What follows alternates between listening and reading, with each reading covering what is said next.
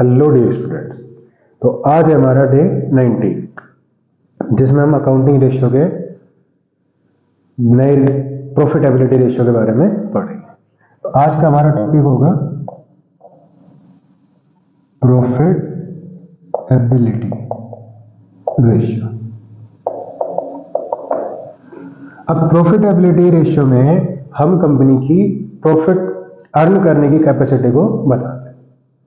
जैसे हमने trading P&L account में ग्रॉस प्रॉफिट, नेट प्रॉफिट, ठीक है, तो एक और भी ऑपरेटिंग प्रॉफिट होता है, एक ऑपरेटिंग कॉस्ट रेशियो होता है, एक रिटर्न ऑन इन्वेस्टमेंट है, एक return on share holder fund है। तो कंपनी कितना प्रॉफिट अर्न कर पा रही है, उसकी क्या कैपेसिटी है, उसका प्रॉफिट परसेंटेज कितना होता है, तो वो सब चीजें कैलकुलेट करना सीखिए। तो प्रॉफिटेबिलिटी में सबसे पहला हमारा एक रेशियो आता है ग्रॉस प्रॉफिट रेशियो। देखो, इसमें भी कुछ तुम्हें ट्रिक्स याद करनी। एक आता है हमारे लिए ऑपरेटिंग कॉस्ट रेशियो, एक आता है हमारे लिए sorry operating ratio, not operating cost, operating ratio, ठीक है। एक आता है ऑपरेटिंग प्रॉफिट रेशियो,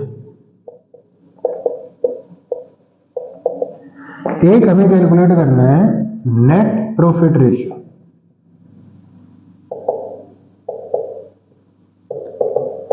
एक बार पहले हम इन प्रॉफिट रेशियो की बात कर लेते हैं।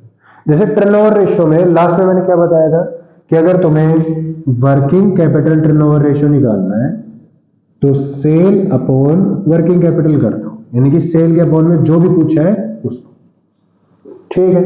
यहां पे थोड़ा चेंज हो जाएगा, जो भी पूछा है जैसे ग्रॉस प्रॉफिट तो फॉर्मूला हो जाएगा जीपी यानी कि gross profit upon sale into 100। अब 100 क्यों? क्योंकि जब प्रॉफिटेबिलिटी रेशियो को मेजर करते हैं तो किस में आता है? परसेंटेज में, तो इसीलिए हम उसको 100 से मल्टीप्लाई करेंगे। हो गया ना चेंज? वहां था सेल अपॉन वर्किंग कैपिटल, और इसके जस्ट बाद जैसे हम प्रॉफिटेबिलिटी में टर्न हुए तो हमारे पास सेल क्या हो गया? डाउनवर्ड, और ये जीपी हो गया अप। क्लियर? तो अब बताओ ऑपरेटिंग रेशियो, चलो पोज करते हैं। ऑपरेटिंग प्रॉफिट रेशियो, तो हमारा फॉर्मूला है operating profit upon sale into 100। Clear?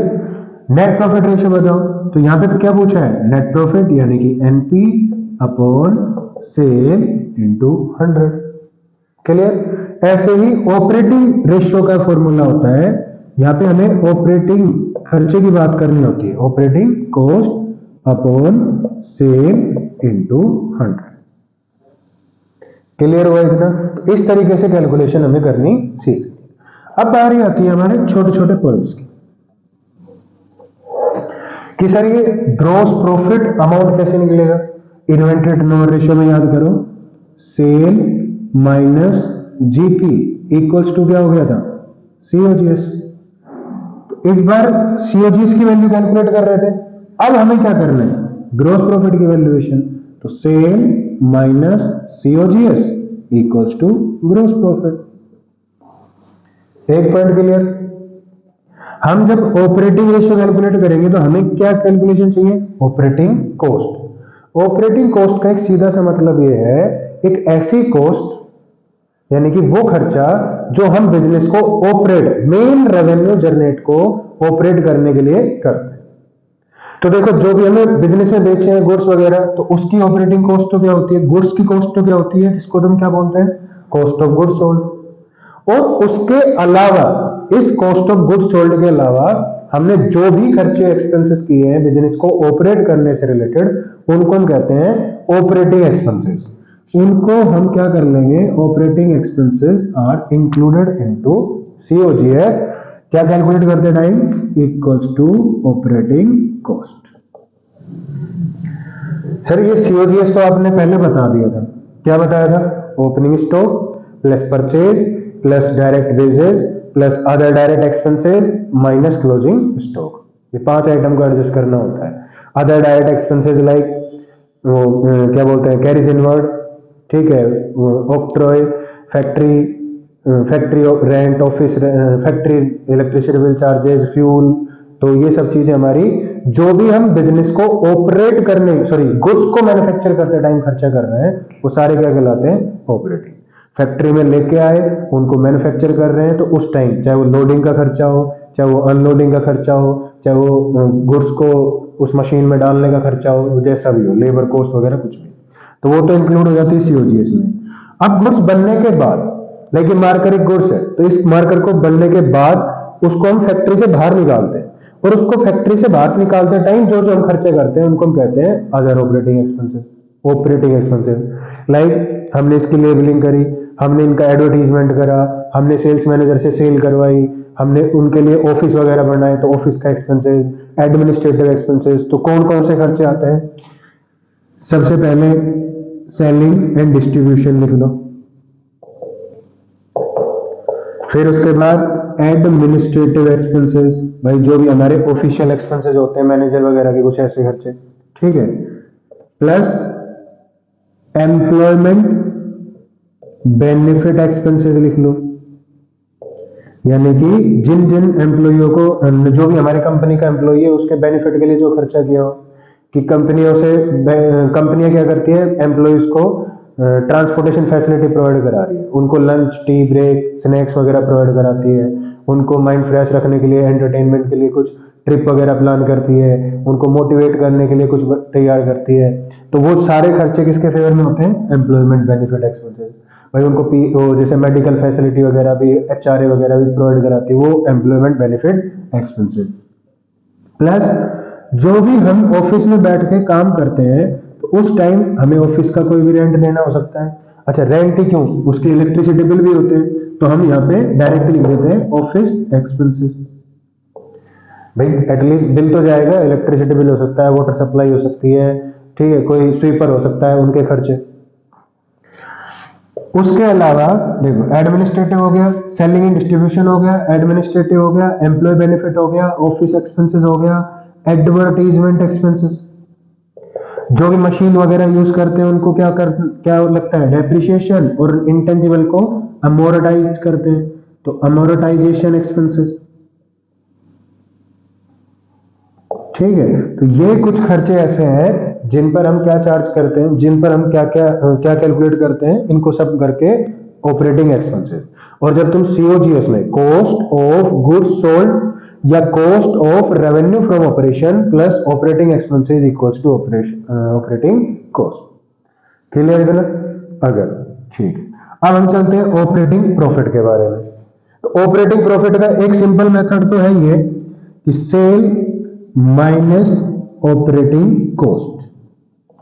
अच्छा सर, जो अभी हमने ऑपरेटिंग कॉस्ट कैलकुलेट करी है, यानी कि सीओजीएस प्लस ऑपरेटिंग एक्सपेंसेस, इसको तुम सेल में से लेस कर दोगे तो हमारे पास जो आंसर आएगा वो क्या कहलाएगा? ऑपरेटिंग प्रॉफिट कहलाएगा, ठीक है। दूसरा मेथड आता है, देखो अब हमें प्रॉफिट चाहिए ना, तो हम बात कर रहे हैं gross profit minus operating expenses. ये हमारे लिए क्या कहलाएगा? ऑपरेटिंग प्रॉफिट कहलाएगा ये भी, ठीक है। देखो कैसे हम ऑपरेटिंग कॉस्ट में क्या कंसीडर करते हैं? COGS plus operating expenses. तो सेल में से माइनस करेंगे सीओजीएस, तो वैल्यू क्या आती है? ग्रॉस प्रॉफिट की। अब देखो यहाँ माइनस है और इनमें ये चीजें क्या है? प्लस। तो जब इनके साइन को चेंज करोगे तुम, तो वैल्यूएशन क्या हो जाएगी? ऑपरेटिंग एक्सपेंसेस की लेस हो जाएगी। तो तुम sale minus COGS GP consider कर रहे हो और उस जीपी में से ऑपरेटिंग एक्सपेंसेस माइनस कर रहे हो, तो जो वैल्यूएशन आता है ऑपरेटिंग प्रॉफिट। और एक बहुत ही इंपॉर्टेंट बात इस नोट के जरिए से, वो क्या है कि जो ऑपरेटिंग रेशियो है और जो ऑपरेटिंग प्रॉफिट रेशियो है वो ऑलवेज किसके इक्वल आएगा? 100 के इक्वल आएगा, ऑपरेटिंग प्रॉफिट रेशियो। अब इससे एक इक्वेशन डिजाइन हो गई, तैयार हुई क्या कि तुम अगर 100 में से ऑपरेटिंग रेशियो लेस कर दोगे, क्योंकि ये पॉजिटिव है, उस साइड जाएगा तो माइनस, तो क्या बचेगा? Operating profit ratio. और अगर ऑपरेटिंग प्रॉफिट रेशियो माइनस करते हो तो क्या बचेगा? Operating ratio. यानी कि सर अगर हमने ऑपरेटिंग रेशियो कैलकुलेट कर लिया 75% और अगर इसको हम 100 में से माइनस कर देते हैं तो बिना कोई कैलकुलेशन के ये जो आंसर आएगा 25%, वो हमारे लिए क्या होगा, operating profit ratio. Is that clear? इतना होगा। तो अब आते हैं हम फोर्थ पॉइंट, यानी कि नेट प्रॉफिट रेशियो पे। तो नेट प्रॉफिट रेशियो में हमें क्या निकालना है? सबसे पहले नेट प्रॉफिट निकालना पड़ेगा, कैलकुलेट करना है। तो नेट प्रॉफिट कैसे कैलकुलेट करना है? अगर हमने ऑपरेटिंग प्रॉफिट कैलकुलेट कर लिया है, ठीक है, तो उस ऑपरेटिंग प्रॉफिट में से तुम लेस कर दो non operating expenses. In non operating expenses क्या होते हैं? ये होते हैं like loss on sale of assets, ये होते हैं interest on long term borrowings, ठीक है, और हम उसमें ऐड कर देंगे नॉन ऑपरेटिंग इनकम। तो नॉन ऑपरेटिंग इनकम का मतलब क्या है? नॉन ऑपरेटिंग इनकम का मतलब है लाइक ऐसी इनकम, जैसे देखो यहां पे लॉस था तो एक्सपेंसेस में लिख रहे थे, तो यहां पे अगर हमें प्रॉफिट होगा ऑन सेल ऑफ असेट्स, ठीक है, और यहां इंटरेस्ट पेमेंट कर रहे हो, इंटरेस्ट रिसीव कर लो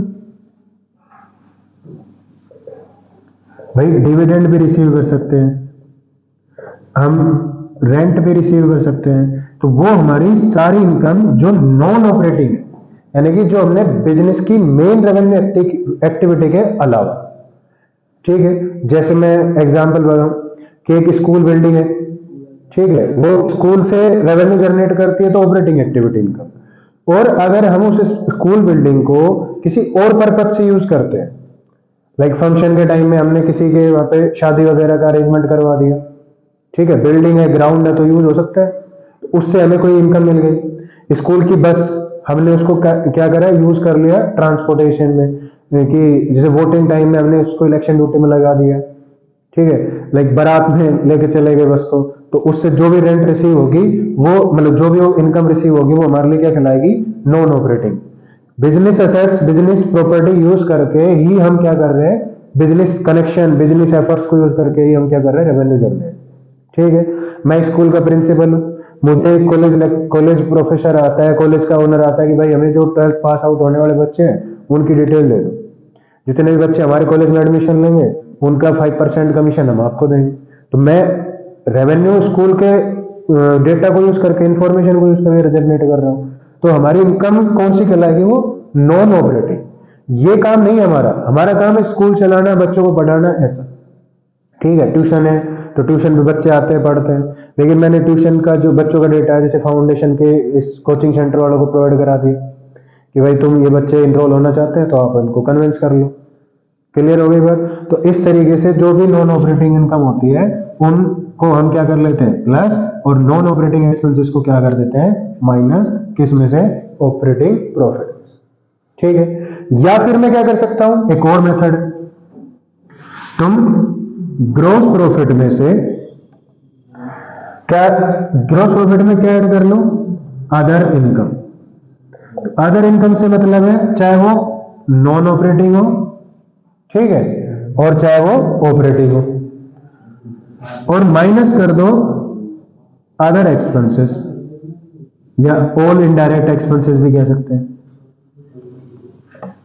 तो अदर एक्सपेंसेस मतलब जीपी माइनस ऑपरेटिंग एक्सपेंसेस, कहां गए, अच्छा मैंने रफ कर दिया, GP minus operating expenses minus non operating expenses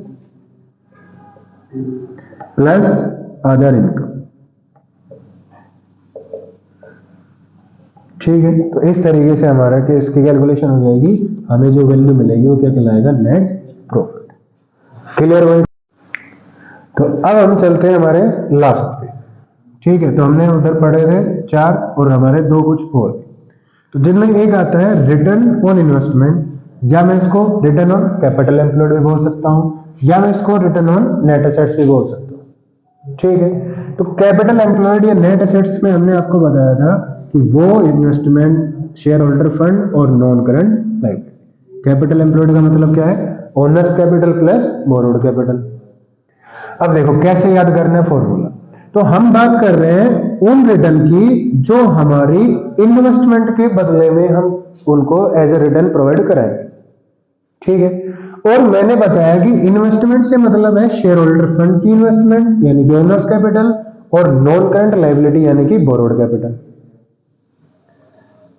हमारे पास दो तरह की रिटर्न है, दो तरह की इन्वेस्टमेंट है, ओनर कैपिटल और बोरोड।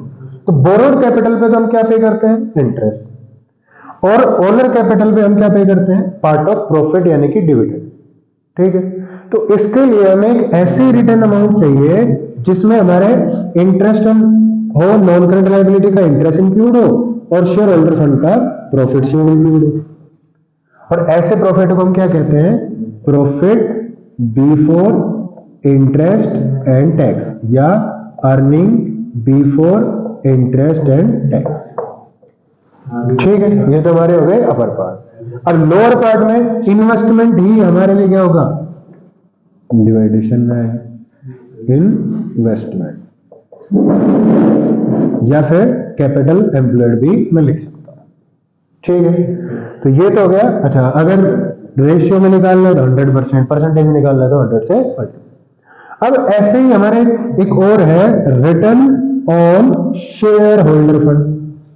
तो अभी हम किसकी बात कर रहे थे कि जो रिटर्न इन्वेस्टमेंट की हो, चाहे वो शेयर होल्डर फंड हो चाहे वो नॉन करंट लायबिलिटी हो, दोनों का सब। यहां पे हमें सिर्फ किसकी इन्वेस्टमेंट की बात करनी है, शेयर होल्डर फंड की। और शेयर होल्डर फंड को क्या मिलता है, प्रॉफिट, डिविडेंड यानी कि पार्ट ऑफ प्रॉफिट। तो उसके लिए हमें चाहिए ऐसा प्रॉफिट जिसमें सिर्फ शेयर होल्डर फंड का रिटर्न हो। तो अगर हम इंटरेस्ट को हटाते तो देखो हमने एक टेबल पढ़ी थी, PBIT यानी कि profit before interest and tax minus interest, फिर क्या बचता है, प्रॉफिट बिफोर टैक्स। और जैसे ही हमने इंटरेस्ट पे किया उसके बाद गवर्नमेंट आ जाती है हमारे पास, लाओ टैक्स जमा करो, और देन लास्ट अमाउंट हमारे पास बचता है जो प्रॉफिट आफ्टर टैक्स। और इसी प्रॉफिट को हम ओनर्स में यानी कि शेयर होल्डर्स में क्या करते हैं, डिस्ट्रीब्यूट करते हैं। और डिस्ट्रीब्यूट तो ये किसके लिए बचता है, शेयर होल्डर्स के लिए। तो हमें क्या चाहिए, प्रॉफिट आफ्टर टैक्स यानी कि इंटरेस्ट और टैक्स पे करने के बाद का जो प्रॉफिट होता है वो होता है शेयर होल्डर्स का। एंड डिवाइड किससे करना है, शेयर होल्डर फंड से, या फिर तुम इक्विटी भी यूज कर सकते हो, और वही इनटू फंड। तो ये कैलकुलेशन हो जाती है हमारे प्रॉफिट रिटर्न ऑन इन्वेस्टमेंट की और return on share holder fund. Clear. तो एक एग्जांपल करते हैं, एक क्वेश्चन सोल्व करके देखते हैं और उनमें सारी कैलकुलेशन करते हैं। तो हमें कैलकुलेट क्या क्या करना है, GP ratio, NP ratio, operating profit ratio, operating ratio, return on investment, return on equity. Clear. अब हमारे क्वेश्चन में क्या क्या इंफॉर्मेशन गिवन है। सबसे पहले पॉइंट पे तो हमने रेवेन्यू फ्रॉम ऑपरेशन 10 लाख रुपए, cost of good sold 6 lakh रुपए, selling and expenses 30,000, administrative 20,000, employment benefit expenses 50,000। हमारे पास शेयर होल्डर फंड है 10 लाख रुपए के, और 7% डिवेंचर है 10 लाख रुपए के, profit on sale of assets है 40,000 रुपए, एक इंटरेस्ट रिसीव्ड है, और हम सब अज्यूम कर लेते हैं इनकम टैक्स की रेट लगाते हैं 30%, ठीक है। तो सबसे पहले हम क्या कैलकुलेट करेंगे, ग्रॉस प्रॉफिट रेशियो, जिसको इन शॉर्ट में कहते हैं जीपी रेशियो। तो फॉर्मूला क्या है जो पूछा है, GP upon sale into 100। GP की कैलकुलेशन, सेल क्या बताया था, माइनस सीओजीएस। तो यहाँ पे सेल हमारी रेवेन्यू फ्रॉम ऑपरेशन कितनी है, 1 लाख रुपए, सॉरी 10 लाख रुपए। और क्वेश्चन में मैंने cost of good sold already दी हुई है, कितनी, 6 लाख रुपए। तो उस 10 लाख की वैल्यू में से 6 लाख तुम लेस करोगे तो जो वैल्यू आएगी वो कितनी आएगी, 4 लाख।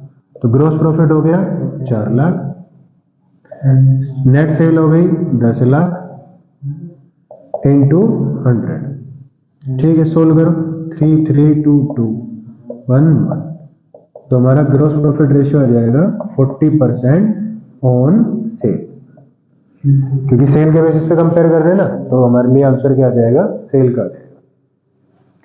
अब हम चलते हैं सेकंड पॉइंट पे, जिसमें हमसे पूछा है ऑपरेटिंग रेशियो। तो ऑपरेटिंग रेशियो का फॉर्मूला बताओ। देखो ये कोई प्रॉफिट नहीं है, ये हम खर्चे की बात करते हैं, एक्सपेंसेस की। तो यहाँ पे हमें क्या चाहिए, operating cost upon sale into 100। Operating ratio के लिए operating cost upon sale into 100। तो इस बार हमें क्या चाहिए, ऑपरेटिंग कॉस्ट, जो कैसे कैलकुलेट करनी है, operating cost equals to COGS cost of goods sold plus operating expenses.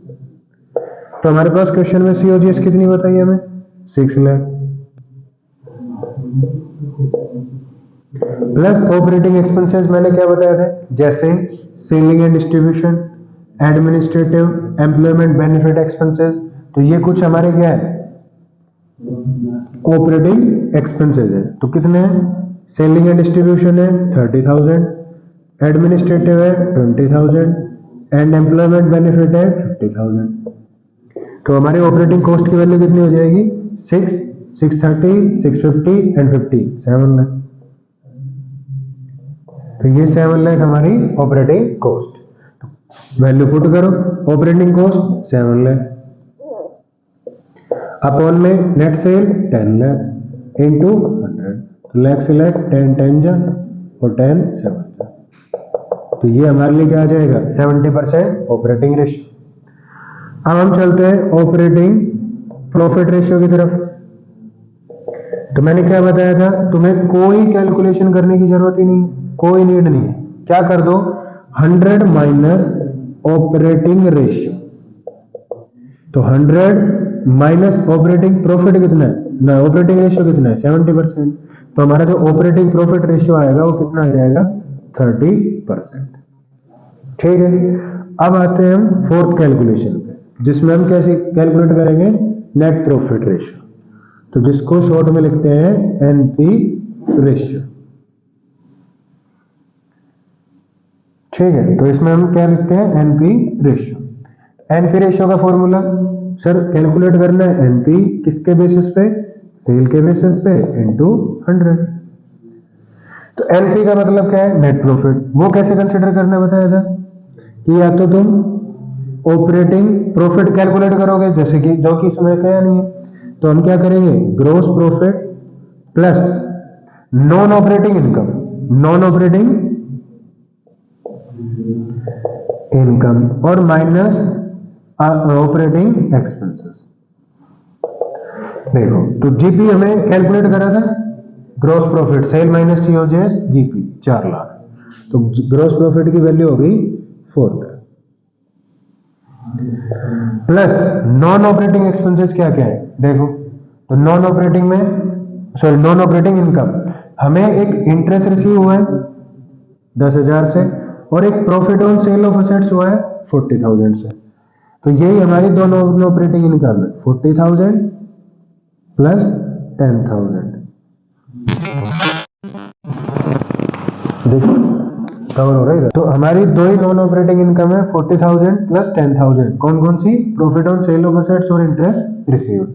और ऑपरेटिंग एक्सपेंसेस अभी हमने कैलकुलेट करे थे, तो सेलिंग, एडमिनिस्ट्रेटिव और एम्प्लॉयमेंट बेनिफिट 1, तो माइनस कर देंगे। तो कैलकुलेशन 4 प्लस 50,000 450 माइनस 1 लाख। तो ये हमारे लिए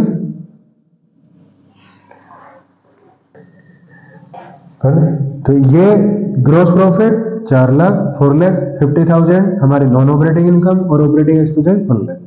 तो 450 माइनस 1 लाख, तो हमारे पास जो वैल्यूएशन आएगी नेट प्रॉफिट की वो कितनी होगी, 3,50,000। अब नेट प्रॉफिट 3,50,000 है, तो वैल्यू में पुट करो, नेट प्रॉफिट 3,50,000 जो किसके रिलेशन बताता है, सेल के साथ। सेल कितनी है, वही 10 लाख इनटू 100। तो यहां पे वैल्यूएशन कितनी आ जाएगी, 3,121 कितनी कर दी, ठीक है। तो ये वैल्यूएशन हो जाएगी 35%। तो हमारा जो नेट प्रॉफिट रेशियो हो जाएगा 35%। क्लियर हो गया, अब पोज कर दें। तो अब हमारी बारी है फिफ्थ पॉइंट की, रिटर्न ऑन इन्वेस्टमेंट। तो रिटर्न ऑन इन्वेस्टमेंट का फॉर्मूला क्या बताया था? ऐसी रिटर्न जो हमें इन्वेस्टमेंट पे करनी होती है, और इन्वेस्टमेंट मतलब शेयर होल्डर फंड और नॉन करंट लायबिलिटी, तो दोनों ही रिटर्न आ गई इसमें। जो शेयर होल्डर फंड को मिलेगी वो तो क्या कहलाएगी? प्रॉफिट बिफोर, और जो नॉन करंट लायबिलिटी को मिलेगी इंटरेस्ट, और जो भी इंटरेस्ट जिसमें होता है उसमें टैक्स एक्सक्लूड नहीं करते। अपॉन किसकी बात करेंगे? इन्वेस्टमेंट की, यानी कि मैं उसको क्या भी कह सकता हूं, कैपिटल एम्प्लॉयड इनटू 100। तो चलो पहले यही कर लेते हैं। अब हमें क्या क्या चाहिए? Profit before interest and tax चाहिए। देखो, तो ये वही प्रॉफिट है जो हमने नेट प्रॉफिट कैलकुलेट किया है, जिसमें से ना तो अभी हमने इंटरेस्ट पे किया है और ना ही कोई टैक्स। तो ये वैल्यूएशन क्या हो गई नेट प्रॉफिट की? Profit before interest and tax. तो वो वैल्यूएशन कैलकुलेशन कितनी है? 3,50,000। अब हमारे पास कैपिटल एम्प्लॉयड कितना है, यानी कि share holder fund plus non current liability. तो शेयर होल्डर फंड कितने हैं? 10 लाख रुपए के, और नॉन करंट लायबिलिटी यानी कि 7% डिवेंचर ये नॉन करंट लायबिलिटी है, वो भी 10 लाख रुपए की। तो टोटल वैल्यू कितनी है? 20 लाख इनटू 100। 1 2 3 1 2 3 1 1 1 2 1 2, तो 35 अपॉन में 2, ये क्या होगा? 17.5%, 17.5%। ठीक है, तो ये हम क्या बता रहे हैं कि हम ऑन एन एवरेज कितना रिटर्न देते हैं हमारे उस पे इन्वेस्टमेंट पे। हमारी जो रिटर्न आती है 70.5% आती है। इतना लगा के हम इतना नॉर्मली अर्न कर लेते हैं। हम फिर चलते हैं रिटर्न ऑन, बंद नहीं कर रहा था। अब हमारा आता है last topic, return on investment. तो रिटर्न ऑन इक्विटी या शेयर होल्डर फंड।